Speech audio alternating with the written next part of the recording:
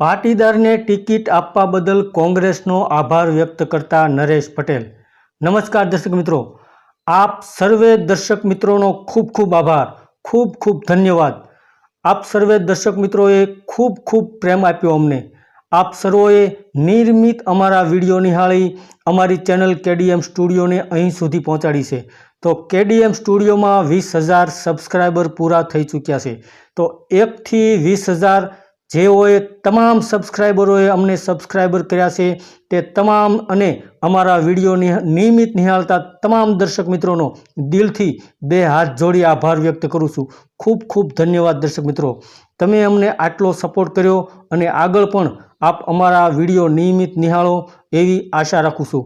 Thank you so much all subscriber and all viewers for our YouTube channel KDM studio. તો દર્શક મિત્રો, સમાચારની શરૂઆત કરીએ તો જામનગરમાં કાલનો શુક્રવારનો દિવસ ખૂબ જ નોંધપાત્ર રહ્યો। ખોડલધામ કાગવડના ચેરમેન નરેશ પટેલ કાલે જામનગરના મહેમાન બન્યા હતા।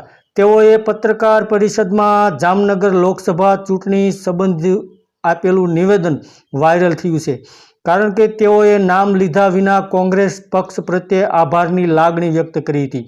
એક પત્રકારના પ્રશ્નના જવાબમાં નરેશ પટેલે આ લાગણી જાહેરમાં વ્યક્ત કરતા જામનગર લોકસભા મત વિસ્તારમાં મોટા રાજકીય ઝંઝાવાતની સંભાવનાઓ જાણકારો જોઈ રહ્યા છે, કેમ કે જામનગરના ભાજપના એક પાટીદાર ધારાસભ્ય સરકારમાં કેબિનેટ મિનિસ્ટર છે અને ભાજપના અન્ય એક ધારાસભ્ય પણ પાટીદાર છે।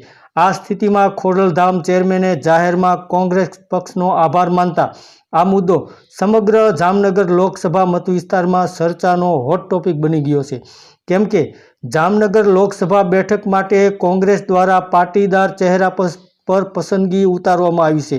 અત્રે ઉલ્લેખનીય છે કે ખોડલધામ ચેરમેન અહીં જામનગરમાં કેન્સર હોસ્પિટલ સંબંધિત એક કાર્યક્રમમાં આવ્યા હતા।